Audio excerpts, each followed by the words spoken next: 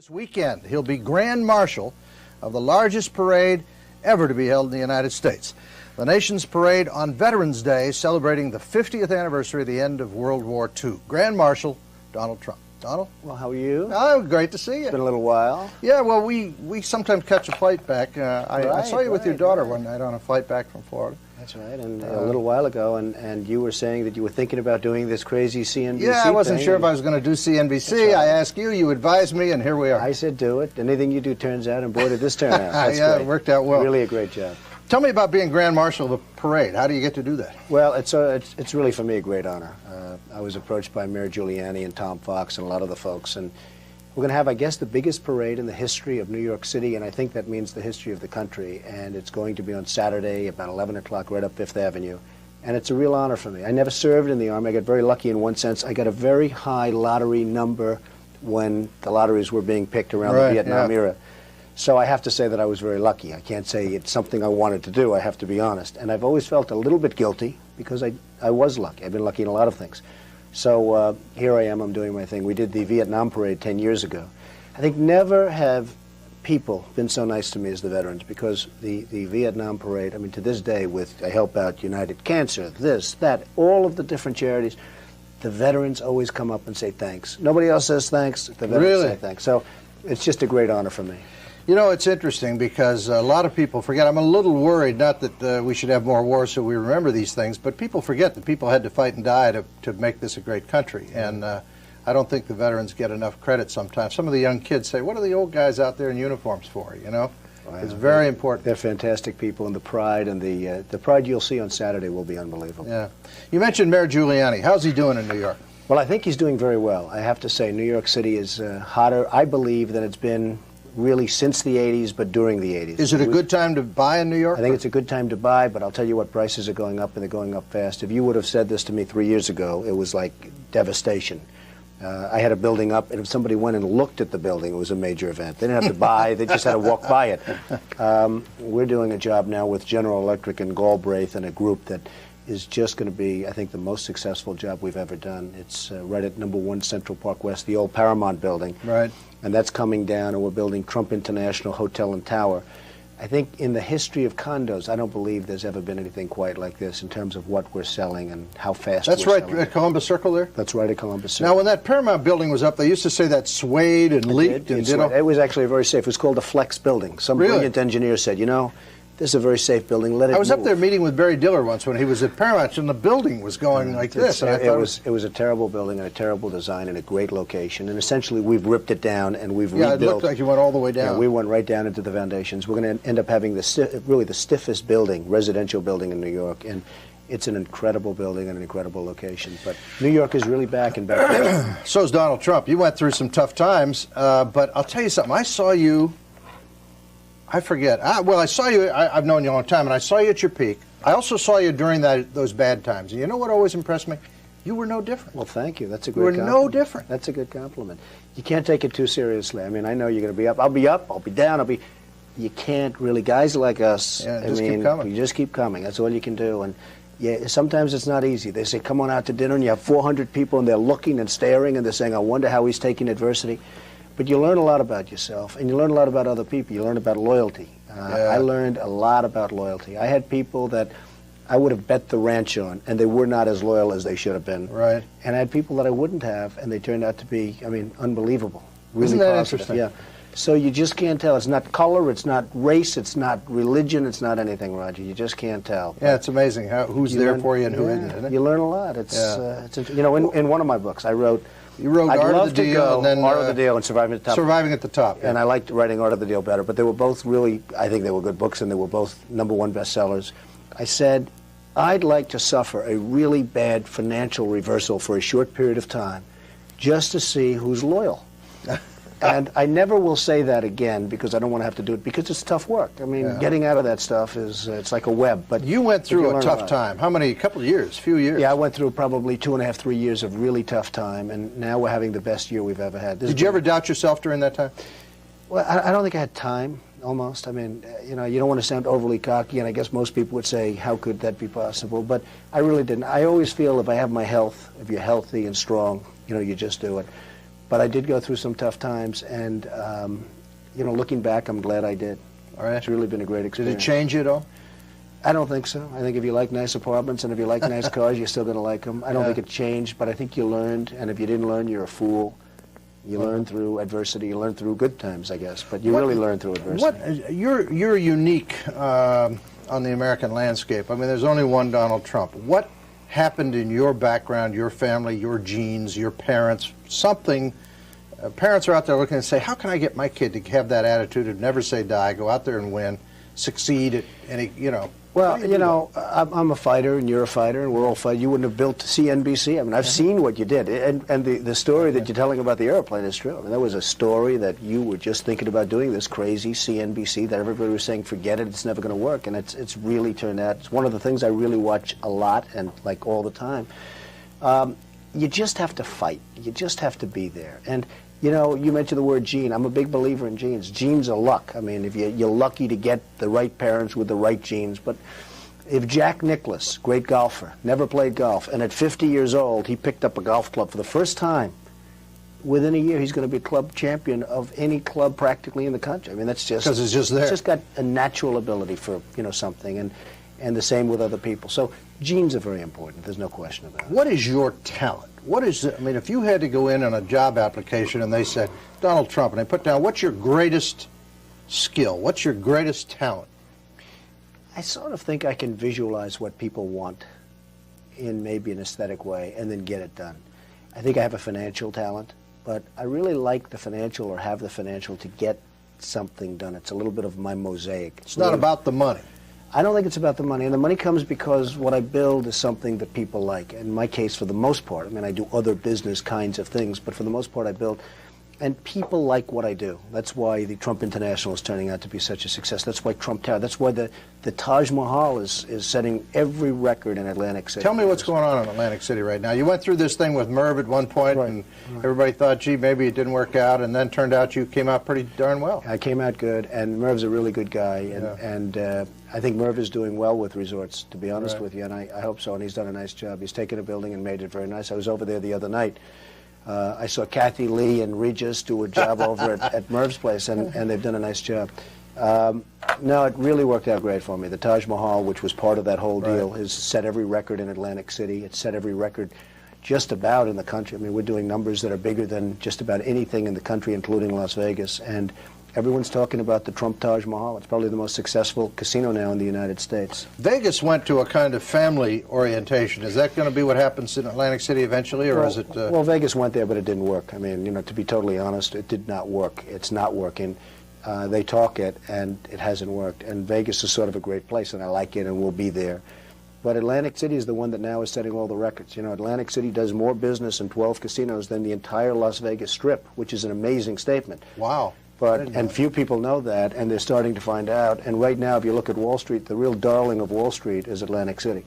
Atlantic City is doing more business than the entire Las Vegas Strip by a considerable margin. So Atlantic City right now is the hot venue, and that makes me feel good because if you remember 3 years ago, people were saying, Donald, you have your cards in Atlantic City and all, you know, like you're some kind of a jerk. It's turned out to be like CNBC. I saw in the paper this morning it said Riverboat Rudy. They're going to put casinos on boats running around the island of Manhattan or something. Is that going to hurt Atlantic City? Perhaps. I mean, it's got a long way to go. I think, you know, it's a funny thing. When Foxwoods opened and another one opened, Atlantic City's way up from last year, way up from the year before. It's having the best year it's ever had. And I don't say it's great for the country, but, you know, more and more you're seeing this. I will say this. I think the greatest crime wave in this country is going to be caused by the Indian gaming. I think it's totally out of control. I don't think it's properly supervised. The politicians are doing a tremendous disservice to what's going on. I mean, the great crime wave, the Al Capone crime wave of this time, of this generation, is going to be caused, in my opinion, by what's happening on the Indian reservations with respect to what I consider to be unsupervised gaming. Got to take a break here. We'll be right back with Donald Trump. If you have a question, you can give us a call, 1-800-988-TALK. If you're a bozo, don't call. We're going to take serious questions. But if you have a good question for us, give us a call. That was very nice. That's a nice montage. You know, I always worry about public figures in today's world. There are crazy people out there. I mean, you have to have security all the time, don't you? It's true. It's a little bit rough. It is a little bit rough. There's no question about it. A lot of crazies, a lot of good people, but there are a lot of crazies. You must get strange mail. You get, I mean, everybody asking you for money, asking you for things. I mean, it's tough. I get some very strange letters. I mean, you actually say, where do these people come from? And I'm not talking about just asking for money, because I can understand that somebody's got problems. But some of the things that you read in letters, you really say, where are these people from? You wouldn't believe it. I mean, but you get it. But it's just terrible. I get about 1 or 2 a week here at the network that are pretty strange. But let me go back for a second. You said the 90s have you changed your business style in the 90s? Is it as good as the 80s? I think this is the best year I've ever had in business. I don't think we've ever done better as a company than I've done this year. But I will say that, you know, I don't think people change that much. I think it sounds great. Oh, gee, you know, we had a depression. Look, we had a stupid tax law that was passed by a bunch of very dumb politicians in Washington. They passed the dumbest tax law, the 1986 law, and it destroyed banks, real estate, everything in one fell swoop. And I'll tell you what, there aren't that many of us around. I mean, I have a lot of friends that are good people, not dishonest people, not bad people, and frankly, a lot of friends that are bankers that are good people. And they got wiped out by, in order to save $5 billion, you end up destroying the entire United States economy for a period of 3 or 4 years. You know what happened. It was disgusting. But led by a Senator Bradley and a couple of other people. I mean, just terrible what went on. I don't think you change your practice that much. I don't think you change your way that much. I think it sounds great. I mean, I should say, oh, yeah, sure, I learned here and I did that. Yeah, right. The bottom line, you're born a certain way, you go do your thing, and experience is a wonderful thing, and you certainly learn from experience, but I don't think you change that much. Is it too simplistic to say buy something and charge more for it and sell it to somebody? I mean, that's how you make money. Yeah, well, it sounds great, but it doesn't always work that way. And, you know, they talk about the great 80s, and now they're talking about the great times that we're in now, because we are really in very strong times. I see that if it continues to go this way, we're really going to be a very, very productive place again very soon. There's a lot of positive feeling, and I really think a lot of things are happening with the cutting of the red tape, with sending things back into the States where at least it's a smaller group of people controlling a smaller amount of money. A lot of positive things happening. Yeah. We've got a call on the line from California. Ann? Ann, you're on with Donald Trump. Go ahead, Ann.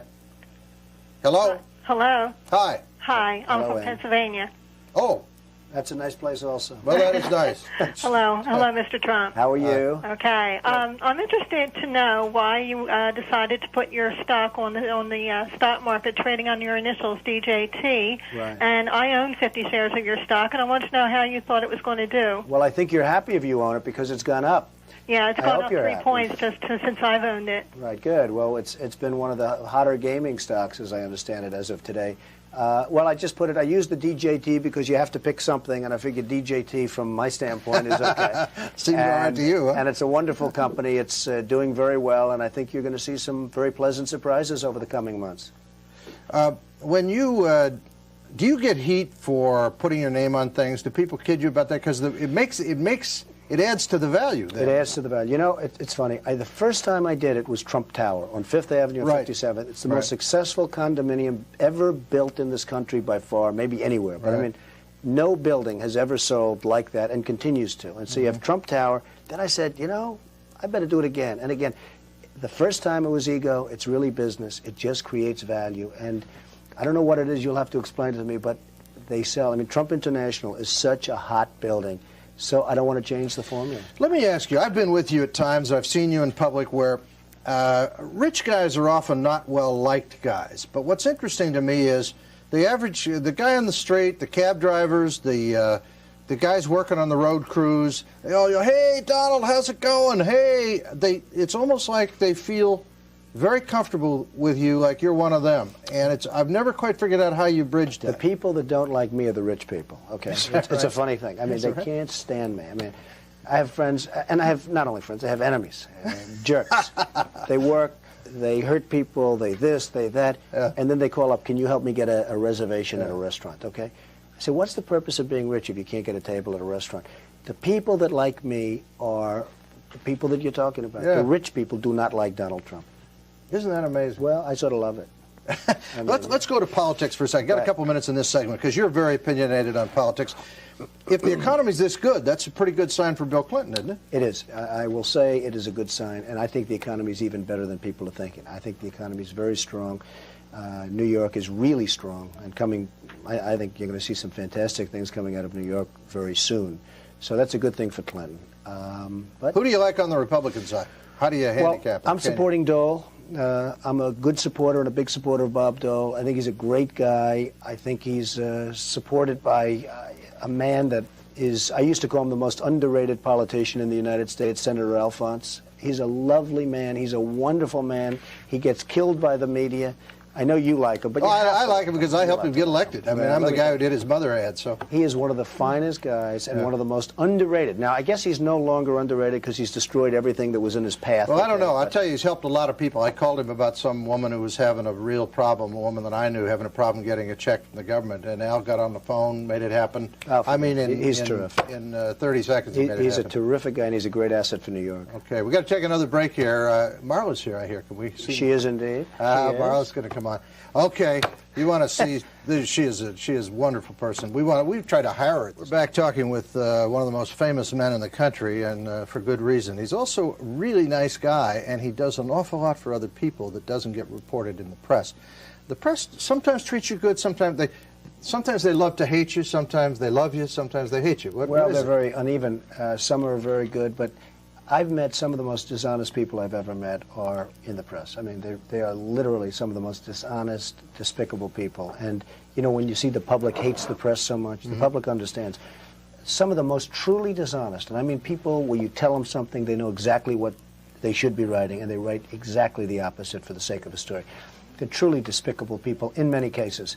In some cases, they're very nice. Yeah, it's amazing. Now, there's somebody here who gets good press, unlike you and me. She gets much better. She gets good press. Marla gets good press all the time. People, you know, you're just one of the most likable people. Oh, thank you. Really? Well, we have to walk the fine line in the press always, I think. Are you worried that he's going to rub off on you and they're going to start hitting you too? I mean, I think we sort of have a nice balance between us. We kind of moderate each other and make sure we're... Tell me about Mar-a-Lago. Has the thing gone through to make that a condominium? Yeah, it's really been great. It's a fabulous house. It's the greatest house in the United States, easily by far, by any account, and it's a great private social club right now, and it's something we're very proud of. I mean, it's really taken shape. There's a shot of it there. Yeah. All of your friends. So now to join that private club would cost what, $75 grand a year? $75,000 to join.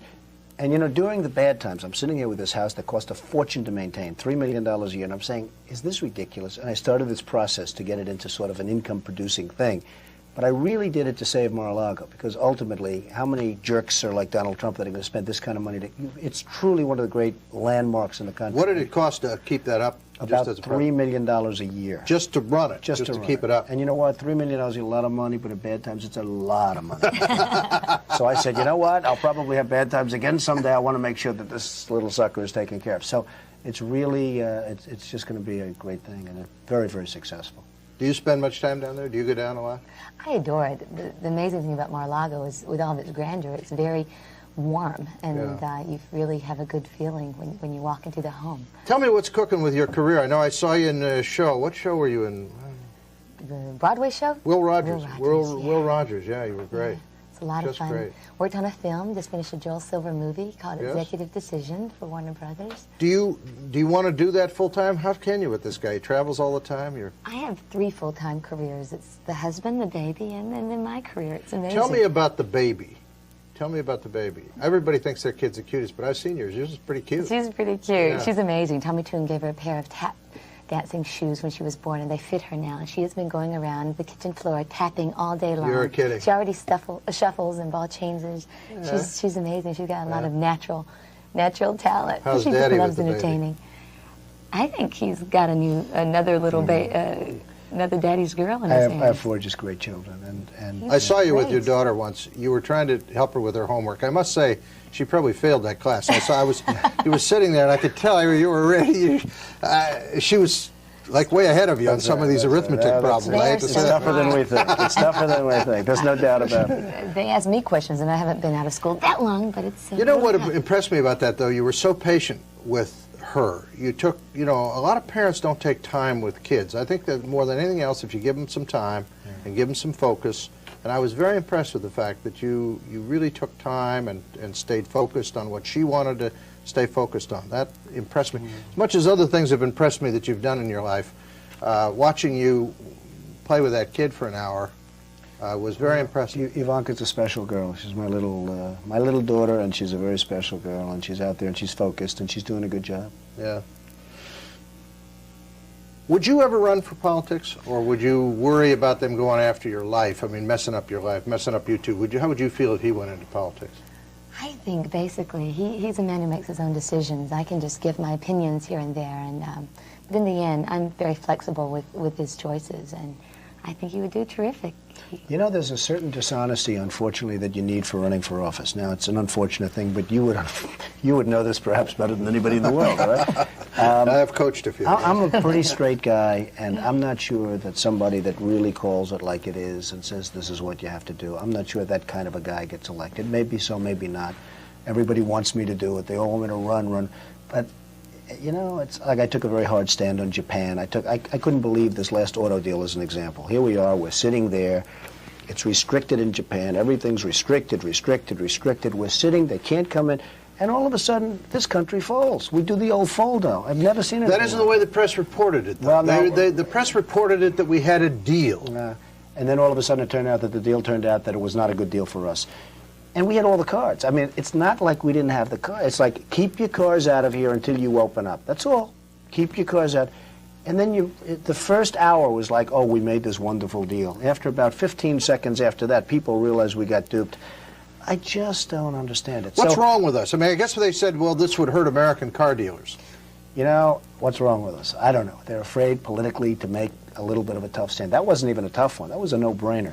You would have had the Japanese cars out for 19 and a half seconds, and you would have won every single point. It's the most incredible failure in negotiation that I've seen. But it happens all the time. I just don't understand it. So I would take a much harder stand. I'd take a much more difficult stand, I would say. Make a couple of enemies. I think I'd make a lot of friends, ultimately. But I'm not sure that type of person is really electable. If the United States government took a firmer stand with foreign countries, would we be better off, or are we so much now a part of the nation of the community of nations that we can't really afford to offend anybody? I think we'd be better off, and I think we'd be far more respected. I think the Japanese would respect us far more than they do. I don't think they have any respect for us, and they shouldn't have any respect for us, because we are idiots when it comes to what's happening. I mean, look at dealing with Japan. I mean, just take a look at what's going on. I mean, they make hundreds of billions of dollars a year, and we lose money in deficits, and nothing happens. And they say, no, the Japanese are learning, and they're starting to open up. In the meantime, every second goes by, we're losing. I just think that people would have far greater respect for this country if we took a much tougher stand. It's really quite pathetic. Yeah, I sort of agree with you. How's married life? How's it going, you two? Go all right? Very good. Is it? It's really very It's tough, though. I mean, it's tough. Married life's tough, isn't it? Well, it can be tough, but I mean, this has been very good, and I would say, actually, this has been very easy in many respects. Really? Yeah, very easy. Do you have him eating health food? You look so good. What are you Oh, doing? Because thank I know you. you're sort Oh, of keep it into up. the health food, aren't you? I try, but What do you eat? I eat a lot. I eat No, a lot you of don't eat food. a I lot. just, you know what? I just don't eat a lot of cheese. I don't eat a lot of No sugar, cheeseburgers. and that makes a big Cheese difference. throwback. See, you and I like the same. Yeah, food, okay? cheeseburgers and... As many as we can have. That's right.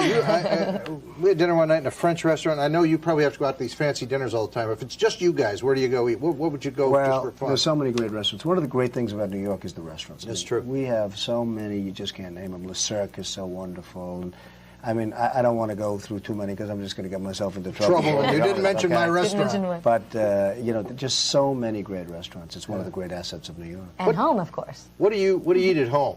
Make a lot of pastas, a lot of Do you roasted really? organic chicken. Yeah? And that keeps them happy. Like linguine and clams, little marinara. Well, I like the wrong food, but you like the wrong No, food. Listen, no, I mean, I used to be heavy. I sneak in vegetables every now and then. Usually.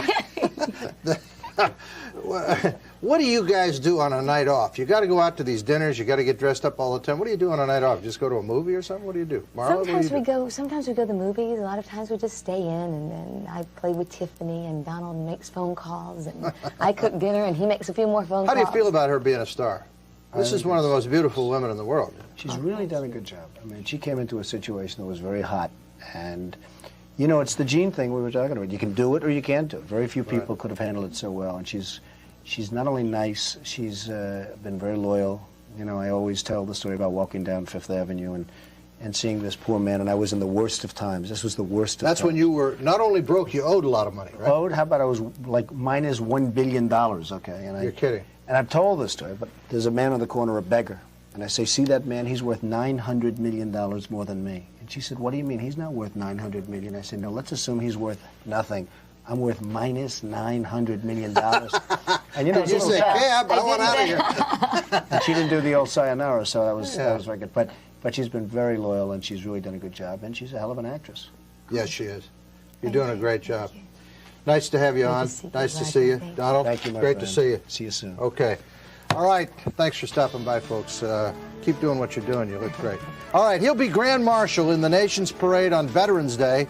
And are you going to that parade? I'll be there. You'll be there? Waving. It's a I always day. wanted to get in one of those parades so I could go. Like this.